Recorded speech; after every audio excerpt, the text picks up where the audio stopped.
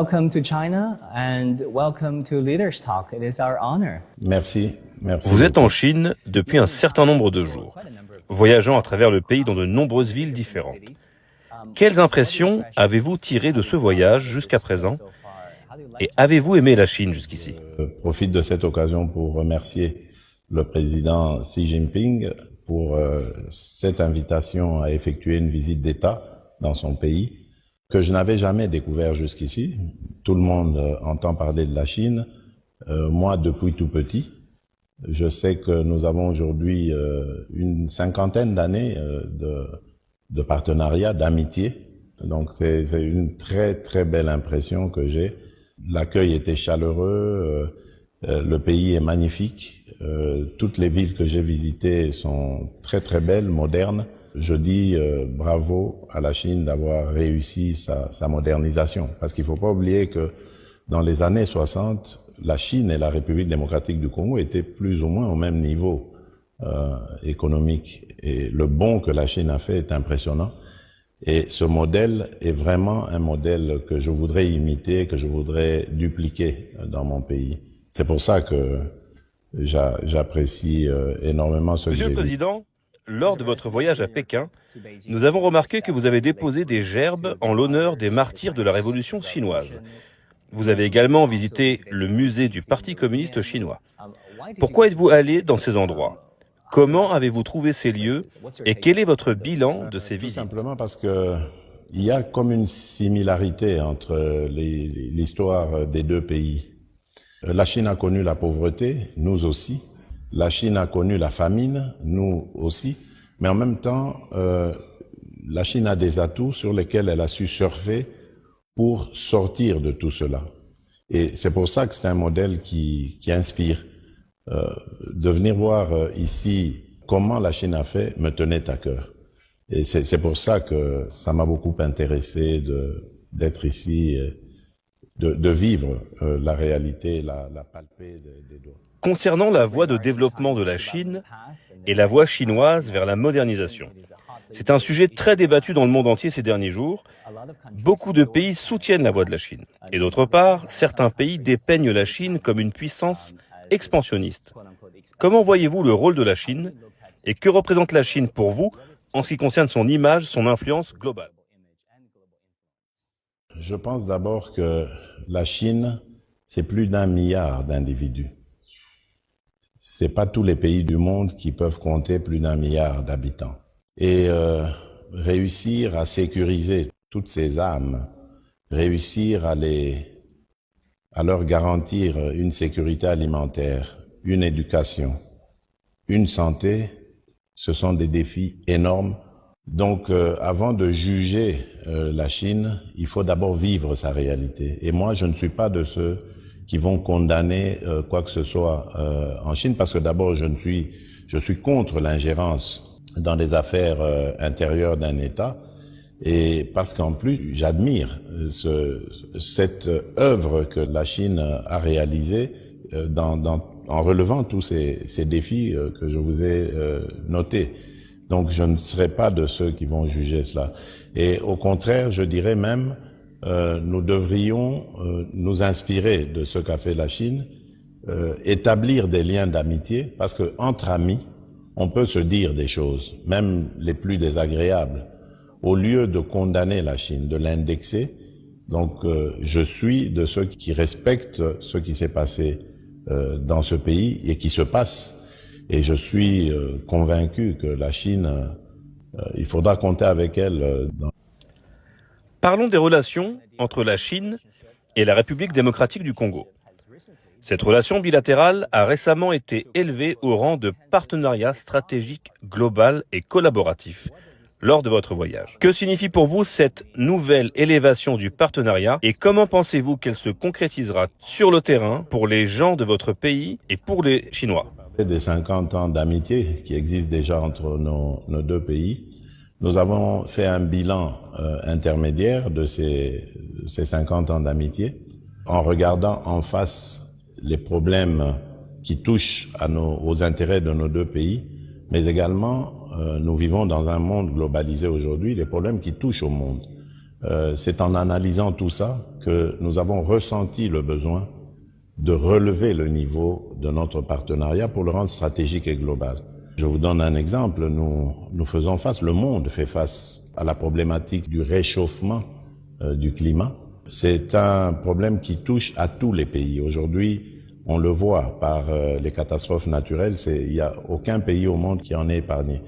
Le Congo se définit comme un pays solution, car grâce à son massif forestier, il capte le carbone qui est dans l'atmosphère. Ce sont des atouts qui peuvent contribuer à lutter contre le réchauffement climatique. Nous avons des minerais stratégiques aujourd'hui qui rentrent dans le procédé pour construire, fabriquer des batteries électriques. Eh bien, ces batteries électriques, c'est de l'énergie renouvelable, c'est la transition écologique. De l'autre côté, la Chine a l'expertise, a les ressources, et mis ensemble, ces deux pays peuvent apporter des solutions au monde. Donc voilà le genre de partenariat que nous avons étudié et que nous avons décidé de relever parce qu'il peut produire de très très bonnes choses pour le monde entier. Revenons aux relations bilatérales. J'ai remarqué qu'il y a au moins 13 domaines de consensus dans la déclaration conjointe que vous avez émise avec le président. Vous avez également parlé de mines et d'infrastructures où la déclaration conjointe stipule que les deux pays consolideront leur coopération dans le domaine minier et résoudront les problèmes actuels de manière juste, pratique et basée sur la confiance. De nombreux médias se concentrent sur votre voyage et sur l'accord d'infrastructure signé par les deux pays. Il y a de nombreuses années, par le gouvernement précédent bien sûr. Quelle est l'avancée la plus récente concernant cette initiative de coopération ? Permettez-moi d'abord de parler des points qui me sont importants dans ce qui a été dit. Il y a d'abord la paix et la sécurité.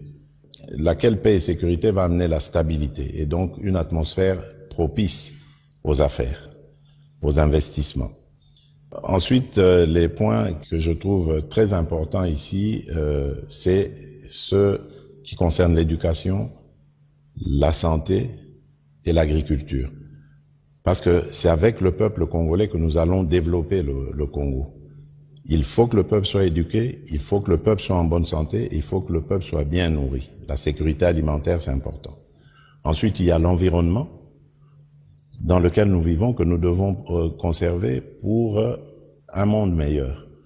Et enfin, vous avez parlé de l'industrialisation, donc le domaine dans lequel nous avons plus travaillé avec la Chine, dans lequel la Chine a beaucoup investi, les entreprises chinoises ont beaucoup investi, qui font d'ailleurs de la Chine le premier investisseur en République démocratique du Congo. Là, ma vision, elle était celle de dire, nous avons envie maintenant de cesser d'être ou de cesser de servir de terre d'extraction uniquement. Aujourd'hui, il est plus que temps de transformer les minerais qu'on extrait dans notre pays en République démocratique du Congo. Cela va donner une certaine valeur ajoutée et surtout créer de la richesse en République démocratique du Congo et de l'emploi. Et la Chine, là aussi, a accepté de nous accompagner dans ce que nous avons appelé l'industrialisation de la République démocratique du Congo. Évidemment, l'industrialisation s'accompagne des infrastructures, construction d'infrastructures, et aussi de l'énergie. Ce sont deux grands défis que nous voulons relever dans les 10 années qui viennent, et la Chine s'est positionnée pour nous accompagner, ce qui fait que nous pouvons dire que notre coopération, notre partenariat ne pourra être que gagnant-gagnant à l'avenir. Ainsi, nous pourrions corriger les erreurs du passé. Il y a aussi cet important accord signé par mon entreprise, China Media Group, et leurs homologues, un réseau national de télévision de la République démocratique du Congo. Monsieur le Président, vous avez assisté à la signature de cette cérémonie. Que pensez-vous de l'importance de cet accord? Et comment pensez-vous que des coopérations médiatiques comme celle-ci peuvent réellement renforcer la coopération médiatique Sud-Sud et peut-être briser le monopole des médias occidentaux dans le paysage médiatique mondial? Ce partenariat, cette coopération, c'est très important pour nous Congolais d'abord, parce que nous avons, disons-le clairement, un grand retard par rapport aux autres médias. Nous avons un retard à combler. La modernisation n'est pas encore passée par la République démocratique du Congo dans le domaine médiatique. Et là, je parle à la fois d'équipement, de technologie, mais également de formation. Nous en avons besoin. Et ce partenariat avec le média chinois, le média principal, le média étatique, va nous aider à hausser le niveau de nos médias en République démocratique du Congo. Alors, cette coopération Sud-Sud, pour nous, c'est aussi une nécessité parce que nous avons besoin de promouvoir nos cultures. Aujourd'hui, il y a aussi une sorte de bataille culturelle, je dirais pas imposer, mais positionner sa culture. Et nous, en Afrique, je crois que une des choses à laquelle nous tenons, mais que nous n'arrivons toujours pas à imposer, c'est la culture. Je crois que de l'échange entre ces médias Sud-Sud va sortir quelque chose de positif de ce côté-là. Et tout le monde sait que l'identité des peuples, c'est la culture, elle se base sur la culture, et nous avons besoin de ce genre d'échange pour promouvoir notre culture. Président Tshisekedi, vous avez parlé beaucoup de paix, de développement et de promotion des cultures et du dialogue civilisationnel. En fait, la Chine a ses propres solutions à ces problèmes, officiellement connues sous les noms d'Initiative mondiale de sécurité et d'Initiative mondiale de développement, et récemment d'Initiative mondiale des civilisations proposée par le président Xi. Que pensez-vous de ces initiatives? De toutes ces initiatives, je pense que ce sont des initiatives qui vont énormément aider la République démocratique du Congo particulièrement, mais en général l'Afrique. Nous sommes confrontés à des défis sécuritaires. J'ai parlé de mon pays, mais il n'y a pas que mon pays. Presque toute l'Afrique est parsemée dans ces sous-régions de conflits qui freinent le développement, puisque ça aussi c'est une initiative que j'ai trouvée très intéressante du président Xi Jinping. Et donc, nous avons besoin que la Chine nous accompagne dans la recherche de la paix avec sa position au niveau du Conseil de sécurité, mais également dans le développement. Et là, elle est déjà très active sur le continent africain en investissant dans les projets d'infrastructure.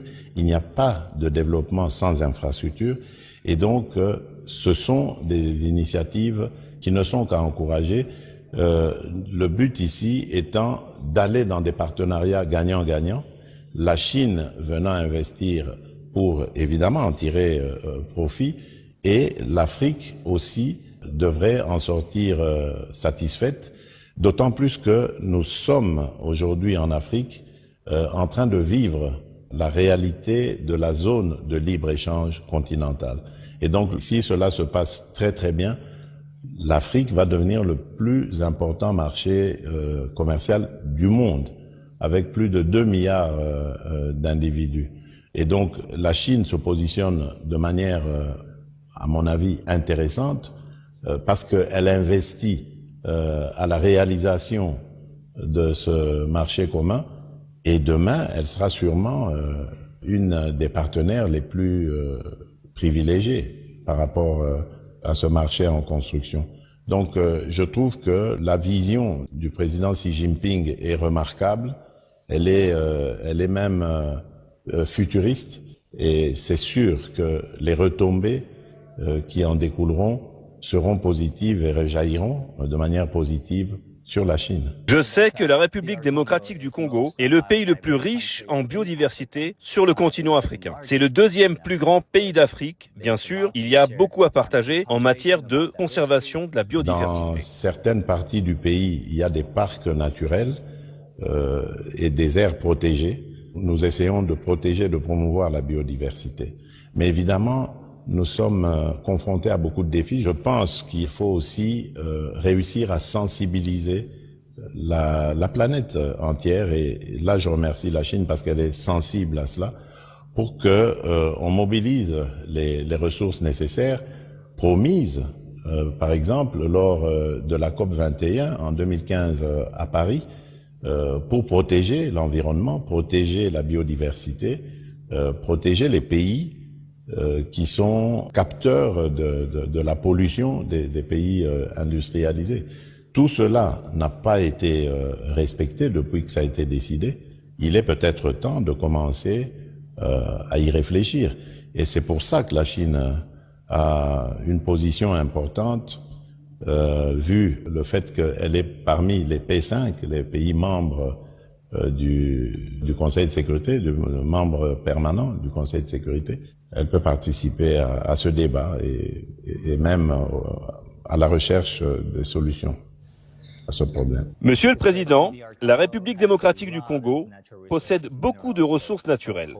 Des minéraux, par exemple, du cobalt, dont 70% des réserves mondiales se trouvent en République démocratique du Congo, mais aussi de l'or, des diamants, du cuivre. Ces ressources ont-elles été une bénédiction ou une malédiction pour le pays ? Et si c'est une malédiction, comment prévoyez-vous, pendant votre mandat, de renverser cette malédiction en bénédiction ? Je ne dirais pas malédiction, mais je dirais à la base de nos malheurs, parce que malheureusement, nous n'avons pas eu de politique anticipative. Nous nous contentions de l'extraction et nous pensions qu'avec l'argent sorti de là, ça suffisait pour développer le pays. Aujourd'hui, nous nous rendons compte que sans valeur ajoutée, ces minerais ne valent rien, en tout cas rien par rapport au développement que nous entendons dans notre pays. Nous avons une population qui est estimée à plus ou moins 100 millions d'âmes. Bientôt nous le saurons parce que nous allons commencer, maintenant que l'enrôlement des électeurs est terminé, nous allons commencer le volet identification de la population, parallèlement au processus électoral. Donc 100 millions d'habitants, c'est beaucoup. C'est pas la Chine, hein, c'est le 10e, mais The largest francophone country in Africa. Bien sûr, c'est le pays francophone le plus large. Et donc, avoir autant d'individus, ça se prépare, ça se programme. Et c'est pour ça que j'ai un ambitieux programme de transformation de nos propres richesses naturelles. C'est très important de le faire. C'est valable à la fois pour les mines, mais également l'agriculture. Tout ce que nous avons fait jusqu'ici, c'était juste de l'extraction et pas de la transformation locale. Avec la transformation locale, nous allons créer de la richesse, nous allons exporter des produits à valeur ajoutée et il y aura des retombées nettement plus intéressantes que celles que nous avons, plus intéressantes que celles que nous connaissons aujourd'hui. Donc pour nous, c'est vraiment important de développer cette politique. J'y tiens. Et je remercie la Chine parce qu'elle a très bien compris ce message et elle se positionne à nos côtés. Nous allons avoir une expérience très intéressante dans la fabrication des batteries électriques à Manono, où nous aurons d'un côté l'État congolais, des entreprises chinoises et des entreprises américaines et européennes au bout comme end user. Donc c'est vraiment, j'allais dire, une chaîne comme je les veux. C'est-à-dire du gagnant-gagnant, tout le monde est content, à commencer par nous, qui n'allons plus servir de terre d'extraction, mais nous allons transformer nos minerais chez nous, grâce à ces entreprises chinoises qui vont investir dans les infrastructures de transformation, et les end-users qui seront peut-être aussi en train de construire ces véhicules en République démocratique du Congo, mais dans tous les cas, c'est nous qui allons gagner économiquement et c'est tant mieux pour nos pays respectifs. Monsieur le Président, dernière question. Vous dirigez le plus grand pays francophone du monde, le deuxième plus grand pays d'Afrique. Si vous pensez à l'histoire de votre pays, elle a été extraordinaire. L'obtention de l'indépendance des mains de la Belgique dans les années 60, des conflits civils, des luttes, le développement est difficile à gérer dans votre pays. Qu'est-ce qui vous empêche de dormir ces jours-ci ? C'est vrai, c'est un pays qui n'est pas facile à diriger. D'ailleurs, j'ai lu quelque part que la République démocratique du Congo faisait partie des 5 pays les plus difficiles à diriger au monde. Mais il y a une chose qu'on n'enlèvera jamais aux Congolais, c'est l'amour de vivre ensemble dans cet espace appelé République démocratique du Congo. Maintenant, à côté de ça, il y a plusieurs défis. Et pour moi, le défi le plus important, c'est le sécuritaire. Donc, ramener la paix, la sécurité, donc la stabilité. Ensuite, je dirais combattre la pauvreté. Parce que la pauvreté est à la base et la source de beaucoup de difficultés, beaucoup de conflits, surtout entre les communautés. Et le jour où nous allons atteindre le degré zéro de pauvreté, parce que c'est possible, on le voit avec la Chine, j'ai parlé d'1 milliard d'âmes, c'est vrai qu'il y a encore des défis en Chine, mais la pauvreté est en train d'être résorbée. Et nous ne sommes que 100 millions, donc c'est possible d'y arriver. Le jour où nous y arriverons, je crois que la République démocratique du Congo changera de narratif. On parlera de mon pays d'une autre manière et avec beaucoup plus de respect qu'on nous le donne aujourd'hui. Do you think that will happen in your tenure?